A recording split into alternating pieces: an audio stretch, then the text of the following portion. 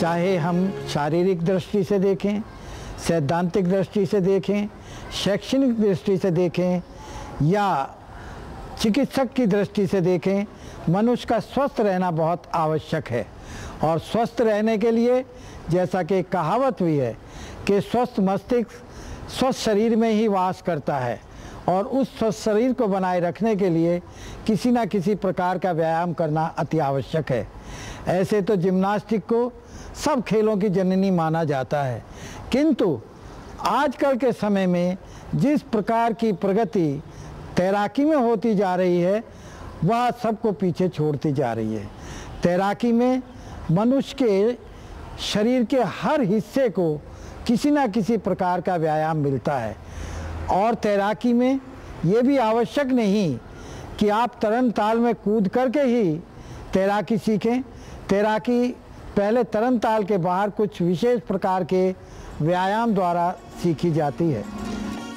तैराक को पानी में उतरने से पहले कुछ विशेष प्रकार के व्यायाम सीखना अति आवश्यक है, जिनका प्रयोग कर यदि वह पानी में उतरेगा तो पानी को चप्पू की तरह अधिक तेज़ी से काटकर अपनी रफ्तार को तेज़ कर सकेगा। पानी के बाहर इन व्यायाम का सीखने का विशेष महत्व ये है कि वो उनको दुरुस्त तरीके से सीख सके और उसमें किसी प्रकार की त्रुटि न रह जाए। सबसे पहले शैलो एंड की ओर से डीप एंड की ओर बढ़ा जाता है। तरन ताल की लंबाई, चौड़ाई और गहराई तीनों बातों को ध्यान में रखते हुए तैराक को तरन ताल में प्रशिक्षक उतरने की आज्ञा प्रदान करते हैं। ये शैलो एंड है, जहाँ पर तैराक जो एक्सरसाइज या व्यायाम उन्होंने बाहर सीखे हैं उनका अभ्यास करते हैं।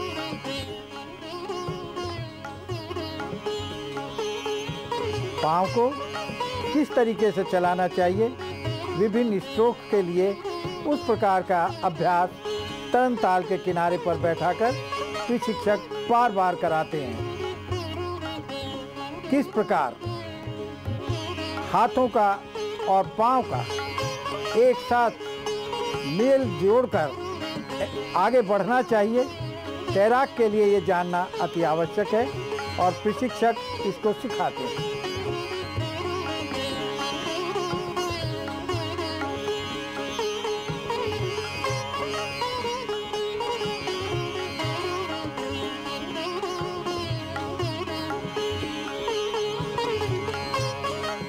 फ्री स्टाइल आर्म एक्शन, इसके अंदर बॉडी को झुका करके और हाथ को पूरा पुल करते हैं, उंगलियां अंगूठे बंद और हाथ हमारा थाइस को टच करता हुआ आगे तक जाता है, ताकि हम पानी को पुल करें और थाइस के पास से उसका पुश करें ताकि उससे हमारे को पूरी स्पीड मिल सके।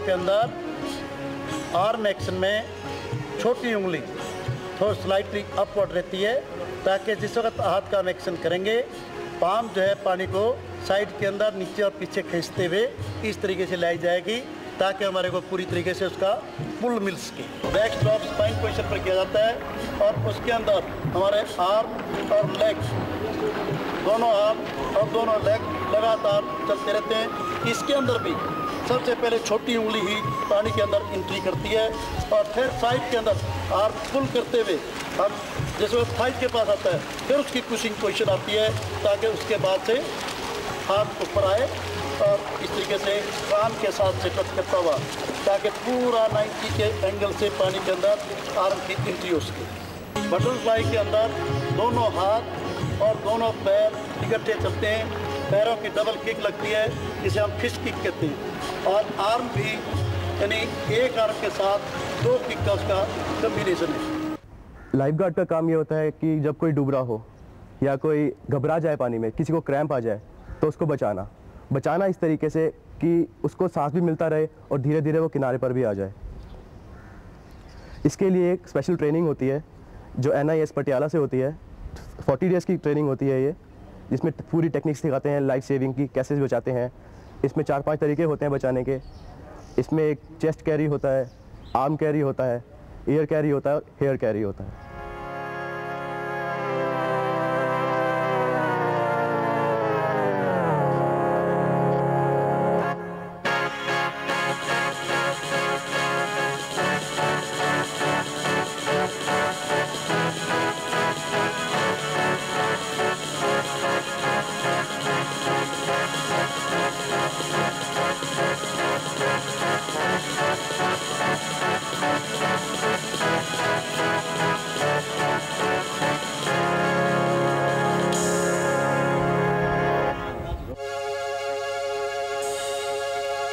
स्टार्टर का काम पहली विसल देने के बाद स्विमर ब्लॉक पर आता है और फिर वो टेक योर मार्क्स बोलते हैं और टेक योर मार्क्स के बाद विसल या गन से रेस को छोड़ा जाता है। अगर जो रेस में किसी ने अर्ली स्टार्ट लिया है तो वो लॉन्ग विसल बजाते हैं ताकि वो दोबारा रीस्टार्ट किया जा सके।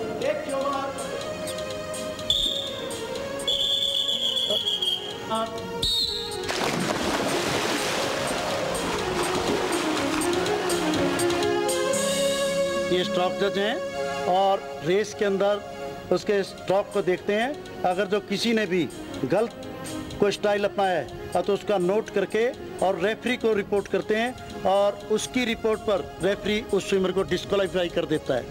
इंस्पेक्टर ऑफ ट्रांस जिनकी ड्यूटी ये रहती है अगर सब स्विमर जो स्विम करते हुए आता है वो वाल को टच करता है या नहीं करता है। अगर जो वो वाल को टच नहीं करता है तो वो रेड इंडिकेटर दिखाते हैं ताकि उसको डिस्क्वालीफाई किया जा सके और अगर जो उन्हें टच किया है तो वाइट इंडिकेटर दिखाया जाता है ताकि उसने ठीक टच किया है।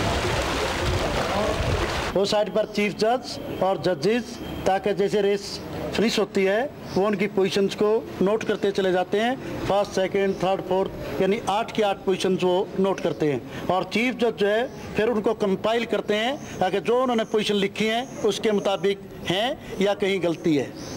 चीफ टाइम कीपर इस बात को देख रहे हैं कि उस सब ने वॉचेज अपनी चलाई हैं नहीं।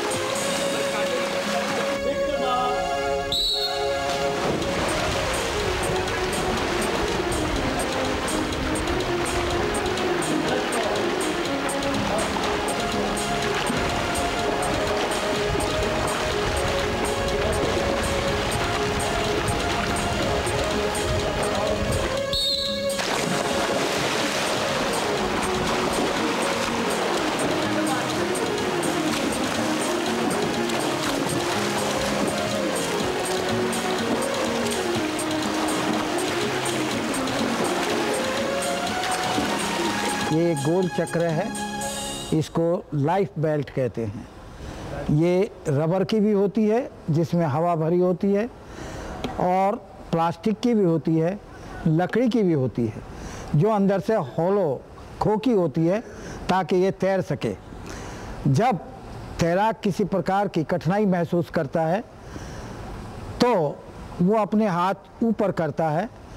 जितनी देर तक लाइफ सेवर उसके पास पहुँचे वो इस लाइफ बेल्ट को पानी में फेंकता है ताकि तैराक इस लाइफ बेल्ट को पकड़ के इसके ऊपर अपने शरीर को पूरी तरह से रख सके।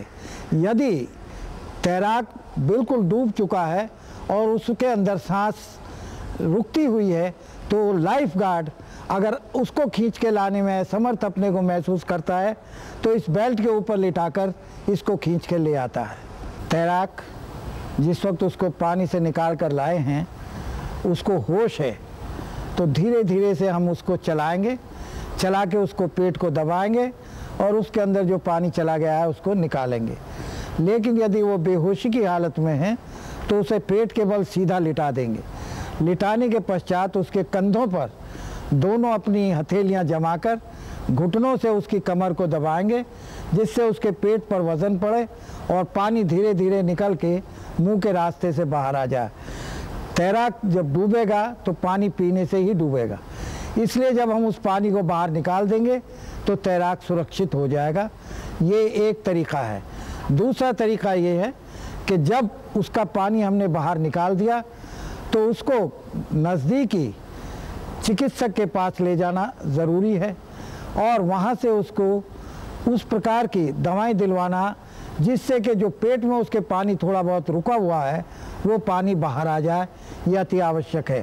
पेट में गया हुआ पानी बाहर आते ही तैराक सुरक्षित महसूस करता है और वो अपने को बिल्कुल अच्छा और हल्का फुल्का महसूस करता है। एक तैराक जब पानी में उतरता है तो उसके लिए कुछ विशेष हिदायत होती है। नंबर 1, पानी में जाने के पहले उसको अपना कॉस्ट्यूम पहनना ज़रूरी है। नंबर 2, पानी में उतरने के पहले उसको शावर बाथ लेना चाहिए, क्योंकि जिस समय वो बाहर से आता है उसके शरीर में किसी भी प्रकार के कीटाणु होते हैं जो कि तरन ताल में नहीं जाने चाहिए, इसलिए शावर बाथ पहले लेना बहुत ज़रूरी है। तीसरी बात, कभी भी किसी तैराक को चाहे कितना भी अनुभवी क्यों ना हो, बिना प्रशिक्षक और लाइफ सेविंग गार्ड के तरन ताल में नहीं उतरना चाहिए। जब भी तरन ताल में हम उतरें तो उतरने के पहले अपना नाम रजिस्टर में लिखना चाहिए और तरन ताल के बाहर आने के बाद फिर अपना नाम लिखना चाहिए, ताकि ये पता रहे कि कितने लोग तरन ताल में गए, कितने लोग तरन ताल से बाहर आ चुके हैं। इससे किसी भी प्रकार की दुर्घटना होने का अंदेशा नहीं रहता है। तरन ताल में उतरते वक्त खिलाड़ी को पानी अपने मुंह के अंदर नहीं ले जाना चाहिए, इससे उसकी सांस घुटने का भय रहता है। जब भी खिलाड़ी या तैराक सांस लेगा तो पानी के बाहर सतह से ऊपर नाक के द्वारा सांस लेगा और पानी के अंदर मुंह के द्वारा सांस को निकालेगा। ये कुछ ऐसी विशेष बातें हैं जो एक तैराक को हमेशा ध्यान रखनी चाहिए।